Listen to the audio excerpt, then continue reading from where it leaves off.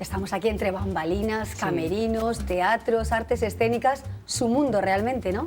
Bueno, es verdad que sí, que efectivamente yo vengo desde el ámbito de la gestión cultural, pero es verdad que, bueno, hace un año justamente pues estaba efectivamente en pasillos traseros a los escenarios, entre bambalinas, en camerinos, pero bueno, pues la vida es así y de repente aquí estamos, ¿no? ¿Se siente la cultura diferente entre bambalinas ahí en el backstage?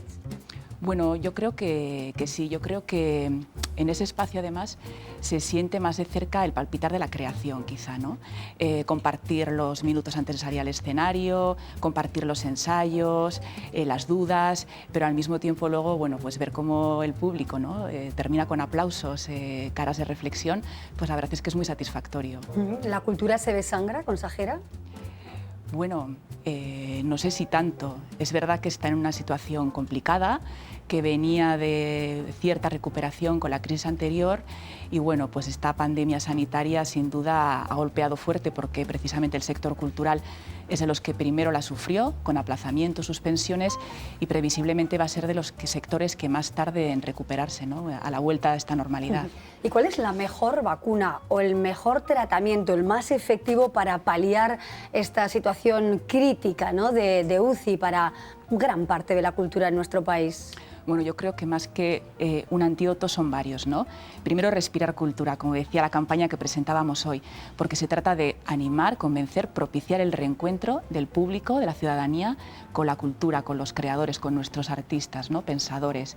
Por otro lado también está, bueno, pues, el impulso desde el propio departamento con la creación y generación de nuevos programas, que son los que podremos ir implantando a lo largo del mes de agosto y septiembre, que tienen que ver con un plan de compra de arte contemporáneo, un nuevo proyecto que vamos a presentar en la terraza del museo, nuevos programas de artes escénicas para, como digo, los meses de agosto y septiembre, pero luego también ha habido una labor, un trabajo muy importante de reflexionar los propios programas que ya teníamos en marcha en el departamento, de adaptarlos a la situación que nos estaba tocando vivir, tanto desde el punto de vista sanitario para garantizar esa seguridad y salud, ¿no? Con el público y el artista y el técnico que está trabajando allí, pero también el reflexionar en las líneas de convocatoria que teníamos abiertas desde el departamento para adecuarlas mejor a la situación que se estaba viviendo, ¿no? ¿Cuántos artistas han tocado la puerta de su despacho? ¿Cuántas formaciones que han visto peligrar también su sustento, ¿no? Porque son muchas las familias que viven y se nutren de la cultura. ¿Cómo ha sido toda esta situación tan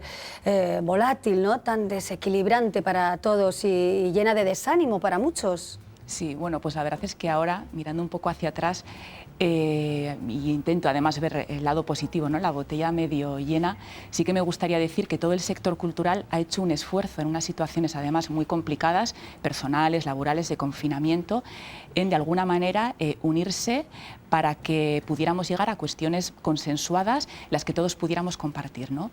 No sé decirte exactamente cuántos, pero es verdad que hemos tenido reuniones, videoconferencias, primero videoconferencias, ahora vamos haciendo las presenciales, con el sector del libro, con el sector audiovisual, con el sector de las artes escénicas, música, danza, orquestas, bueno, yo creo, no me quiero dejar a nadie, bibliotecas, archivos, museos y centros de interpretación. Quiero decir, ha sido, yo creo, un tiempo muy rico si somos capaces de parar y con tranquilidad echar la vista atrás, porque además es verdad que algunas de estas entidades y sectores ya venían trabajando con el departamento, pero es verdad que otras no, con lo cual yo quiero pensar que hemos iniciado además un nuevo camino de trabajo conjunto, ¿no? Quizá un momento de intercambio, ¿no? de relaciones sociales, económicas, culturales, de alguna manera, bueno, pues también un momento rico para generar otras opciones u otras posibilidades. Pero es verdad que el mundo de la cultura salió a la calle y gritó y se puso una pancarta de SOS Cultura. Aquí en el Ayuntamiento de Pamplona vimos a muchos artistas nuevos, consagrados, bueno, pidiendo, ¿no? ayuda a la cultura porque se muere. Es verdad que la situación es complicada, ¿no? Es complicada pues porque efectivamente algunas cuestiones que son perfectamente entendibles desde el ámbito y desde el punto de vista sanitario, luego tiene su complejidad trasladarlas a, bueno, pues a lo que estamos habituados a disfrutar de la cultura, ¿no? Por eso la situación es complicada y por eso yo creo que es un esfuerzo común de todos, de la ciudadanía, por apostar a volver al teatro, por apostar a volver a las bibliotecas, por apostar a volver a las salas de conciertos, por querer disfrutar de nuevo de la cultura cultura, desde luego de las instituciones, porque tenemos ahí una responsabilidad en el apoyo, en el impulso a nuevos programas, como decía, repensar nuevas líneas de convocatoria.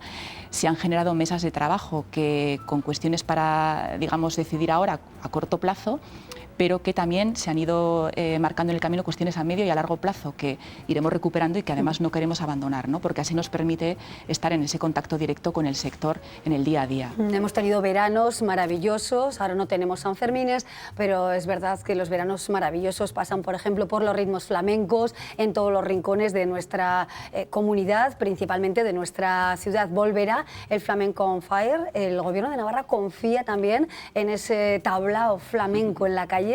Bueno, el Flamenco on Fire es realmente un programa en el que el Gobierno de Navarra colabora, pero viene de una promoción privada.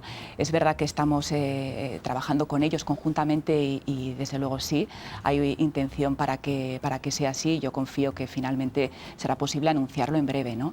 Pero más allá de Pamplona sí que me gustaría recordar que luego, es decir, el verano es una época excepcional para recorrer el territorio navarro también de la mano de la cultura, ¿no? Y el 17 de julio estrenamos Olite, el Festival de Teatro. También ese mismo fin de semana arranca Cultur, que va a estar localizado en 35 parajes, espacios singulares en Navarra, y vamos a poder disfrutar de 35 actuaciones de música coral, jazz.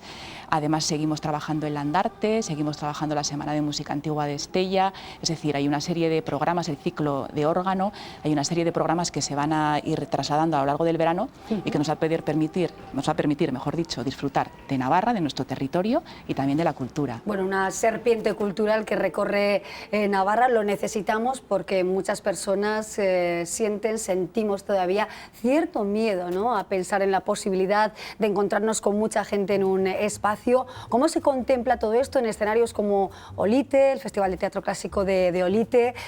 Bueno, pues aquí en la Ciudadela, las medidas de seguridad tienen que ser claras, transparentes, ¿no?, para que no vayamos con temor, con cierto apuro a cualquiera de los espectáculos, ¿no, consejera? Sí, eso es. Yo creo que se trata de dar esa confianza al público para que se sienta seguro, desde luego disfrutando de la cultura, pero seguro, ¿no? Yo he de decir que allá cuando en el mes de abril, que es verdad que estamos en las semanas duras del confinamiento, yo le propuse a la consejera de Salud animarnos a realizar esta serie de programas durante el verano.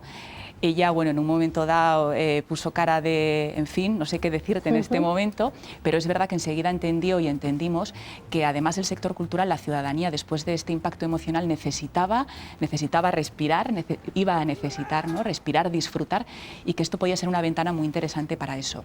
De manera que conjuntamente, porque la verdad es que la relación y el trabajo ha sido excepcional con el Instituto de Salud Pública y el propio Departamento de Salud, hemos ido revisando protocolos en salas, protocolos en espacios abiertos, protocolos de música, de teatro, para, como digo... Todo ajustado para que vayamos con total confianza, ¿no?, que es lo que nos gusta, y sentir también la vibración de las otras personas que están con nosotros viendo un espectáculo, y que los propios artistas también se emocionen, ¿no?, con el calor del público, que muchos de ellos pues lo están esperando con ansiedad, podríamos decir, ¿no? Respirar profundo es importante también para tomarnos la vida de otra manera. ¿Cómo ha sido el confinamiento para usted, consejera, ya a título personal, ¿no?, amante de las artes, libros, películas, series que le hayan cautivado, enamorado o seducido y que quizá nos quiera recomendar hoy? Bueno, pues la verdad es que durante el confinamiento, aunque no parezca, la verdad es que yo no he tenido tiempo para eso, porque el trabajo era intensísimo. Desde el día 13 de marzo yo recuerdo reuniones o videoconferencias con el resto de consejeros, direcciones generales, bueno, pues da igual lunes que domingo, que mañana que noche, ¿no? Con lo cual es verdad que durante ese tiempo no he podido disfrutar ni de series ni de libros, ¿no? Y es verdad que una vez que hemos superado esas semanas más críticas, cultura y también el ámbito deportivo, que es de mi competencia, están en plena desescalada, con lo cual hay que estar ahí al 120%. Si quieres que recomiende algo, bueno, pues el último libro que estoy leyendo, por ejemplo, de Joel Dicker, El enigma de la habitación 622, la verdad es que, bueno, con poco tiempo y más espacio de lo que me gustaría, pero lo tengo ahí en la mesilla, y Una lectora nada común, de Alan Bennett, también muy recomendable. Bueno, nos quedamos con esa recomendación. Si ahora le pusieran un buen presupuesto, el que usted deseara, no recortado, sino abundante, y hubiera que pensar, por ejemplo, en 3 artistas, 3 agrupaciones, 3 megaconciertos para nuestra comunidad, dígame 3 o al menos 1. Uy, no. No, bueno, yo creo que tenemos la suerte en Navarra, la verdad, y nos lo dicen cuando salimos, cuando me toca hacer viajes fuera, que la programación que se hace en Baluarte, la programación que se hace en Gallarro, en cualquier casa de cultura, es una programación de un nivel y una calidad muy alta, tanto de lo que viene a visitarnos como del sector cultural propio navarro, ¿no? Yo creo que cualquiera de las agendas que teníamos y que tuvimos que aplazar, no, porque luego Pero en algún concierto usted habrá gritado como todas y como todos y se habrá vuelto loca de pasión musical, ¿o no? Bueno, yo creo que quizás si el Flamenco on Fire, que yo creo que va a ser buen momento, va a tener una programación muy interesante. Y desde luego la apertura del Festival de Olite con Mielochín y el espectáculo que se ha montado, que efectivamente el confinamiento hizo que se repensara porque no podía haber tantos intérpretes en el escenario, va a ser un buen comienzo de festival.